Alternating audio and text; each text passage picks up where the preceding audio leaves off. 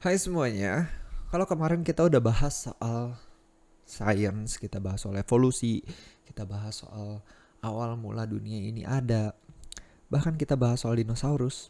Maka kali ini kita masuk ke dalam pertanyaan-pertanyaan tentang Alkitab. Apakah Alkitab bisa dipercaya? Itu pertanyaan kita hari ini. Is the Bible true? Pertanyaan ini tentu menjadi pertanyaan banyak anak muda saat ini. Karena nggak bisa dipungkiri Amerika mempunyai riset bahwa begitu banyak anak muda meninggalkan imannya karena mereka mulai nggak percaya sama Alkitab. Alkitab yang nulis cuma manusia.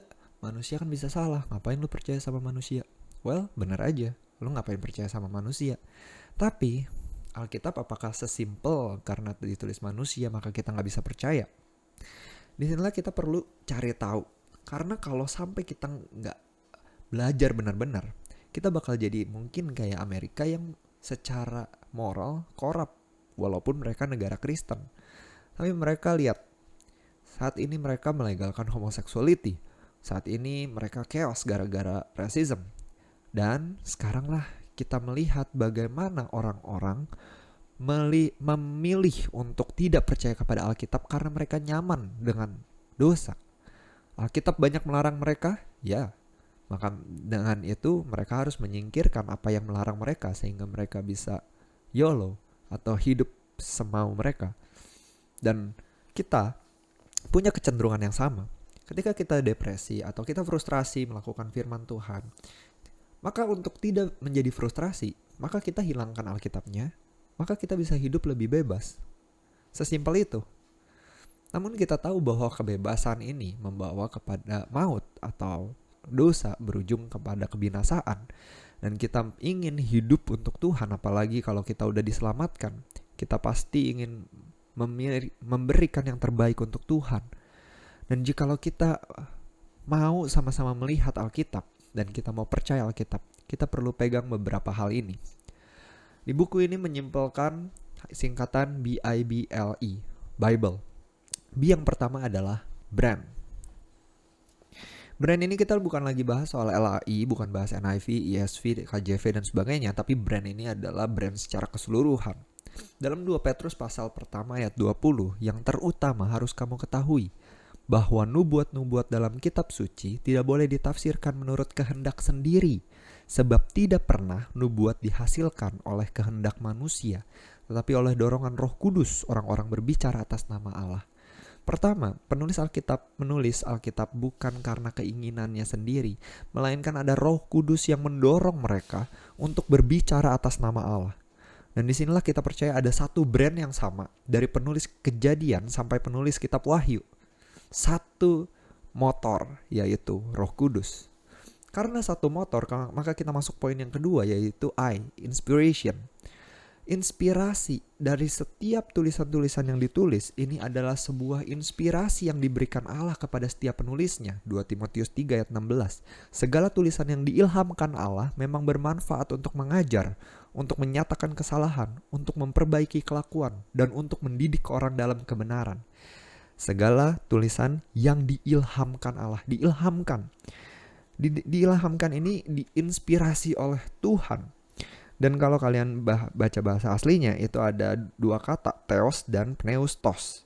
Theos adalah God, sedangkan pneustos adalah to breathe.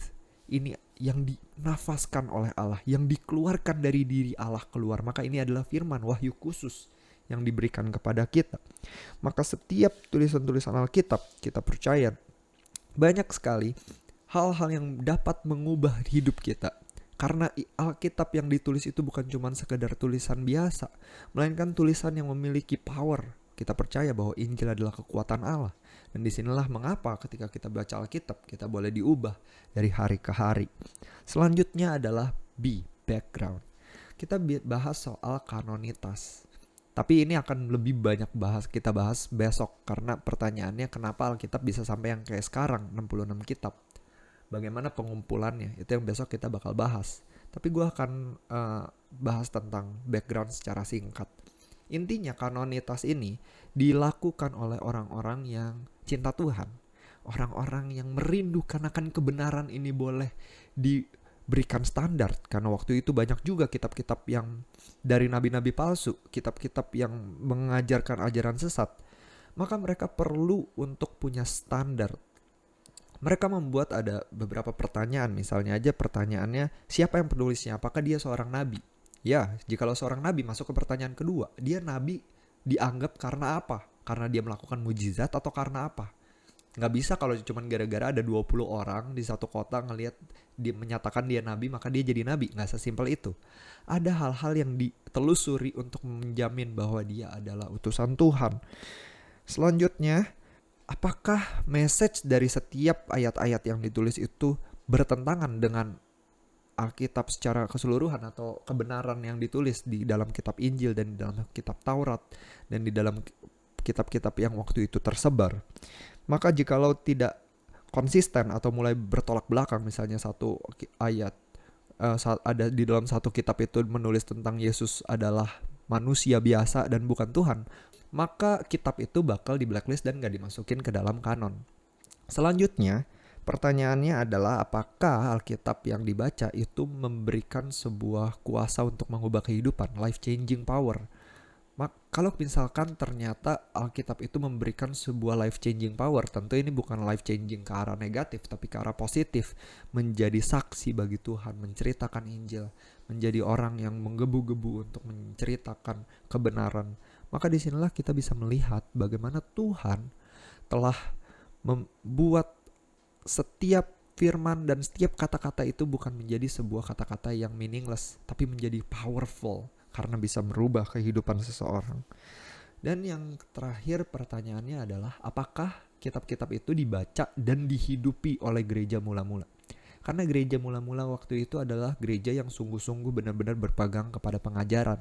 Mereka membaca Taurat siang malam, mereka melakukan persekutuan-persekutuan di rumah-rumah every day, bayangin every day. Dan di saat-saat seperti itu mereka juga sangat punya kehausan akan kebenaran, sehingga mereka nggak bisa dipungkiri bahwa penulisan manuskrip jadi salinan-salinan itu paling banyak nyalinin Alkitab dibanding semua tulisan-tulisan sejarah lainnya. Maka kalau mau di total sekarang ada sekitar 560 kira-kira ya, 500-an 500-an salinan, dan dari setiap 500-an salinan itu nggak ada perbedaan yang signifikan dari salinan satu dengan salinan kedua. 99% cocok. Dan disinilah kita percaya yang keempat, literatur. Dari literatur kita percaya bahwa penulisnya sendiri adalah saksi mata. Penulisnya sendiri adalah orang-orang yang sungguh-sungguh melihat cerita-cerita itu. Dan di dalam Ibrani pasal 2 ditulis, bagaimana kita akan luput jikalau kita menyia-nyiakan keselamatan yang besar itu mula-mula diberitakan oleh Tuhan. Jadi pertama Tuhan yang beritakan, dan oleh mereka yang telah mendengarnya. Tuhan cerita ke orang mendengarnya, kepada kita dengan cara yang dapat dipercayai. Berarti ada dari Tuhan bercerita kepada orang-orang saksi mata waktu itu, dan saksi mata menceritakannya lagi kepada kita dengan cara yang dapat dipercayai.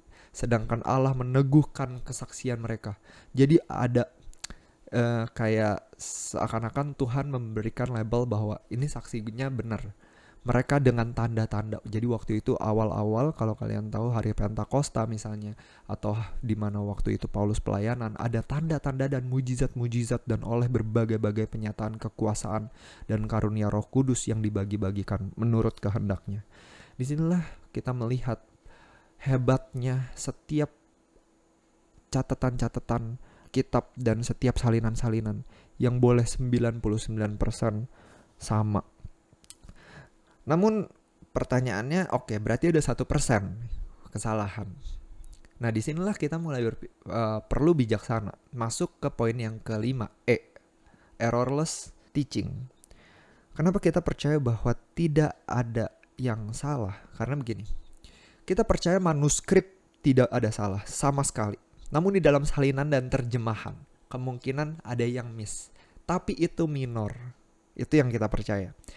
Karena message garis besarnya atau scripture yang secara major, Injil tentang siapa Allah dan sebagainya, itu tidak bertentangan. Itu sama dan menyatakan kebenaran. Dengan adanya saksi mata waktu itu, Lukas menyatakan bahwa ada beberapa message yang diakui oleh bukan cuma dia, tapi banyak orang waktu itu untuk memberikan sebuah fakta-fakta yang ada di dalam masa Tuhan Yesus. Waktu itu setelah Tuhan Yesus mati dan bangkit, maka menceritakan kebangkitan Tuhan Yesus itu menjadi sebuah hal yang harus di dalam setiap khotbah-khotbah. Kalau kalian dengar di kitab Kisah Para Rasul, setiap rasul-rasul itu menceritakan kebangkitan Tuhan. Kenapa mereka begitu menggebu-gebu sampai banyak sekali mereka menjadi martir? Masakan mereka mati untuk sebuah berita bohong? Tentu tidak. Maka kita percaya mereka itu berani mati karena mereka tahu mereka mati untuk sebuah hal yang benar. Mereka berani mati untuk sesuatu hal yang mereka bisa percaya karena mereka melihatnya langsung. Namun disinilah apakah kita perlu kayak Thomas, kita mesti percaya kalau misalnya kita melihat langsung Tuhan Yesus di depan mata kita. Nggak perlu kayak gitu, karena Tuhan Yesus sudah menyatakan dirinya melalui banyak hal, melalui bagaimana Tuhan memelihara kita, bagaimana Tuhan mencintai kita dengan pengampunannya, bagaimana Tuhan memiliki undangan spesial untuk kita boleh masuk ke dalam persekutuan yang indah di dalam Tuhan. Dan disinilah penting untuk kita percaya sama-sama bahwa setiap perkataan Tuhan, setiap firman yang ditulis itu adalah murni, sama seperti Amsal 30 ayat 5. Dan kita juga percaya Alkitab bukan cuma sekedar murni, tapi dia memiliki kemampuan seperti, bahkan ditulis seperti pedang bermata dua, punya kemampuan untuk mengubah kehidupan kita, memisahkan jiwa dan roh, sendi-sendi dan sumsum. Karena setiap firman Allah itu powerful. Well, kita bisa pegang dan percaya ini. Kalau kita masih ragu, kita bisa cari tahu banyak banget di internet. Kalian bisa buka www.equip.org. Kalian cari Is the Bible Myth? Tanda tanya, itu kalian bisa lihat argumentasi kenapa Alkitab itu bukan mitos. Oke, thank you. Stay curious. God bless you all.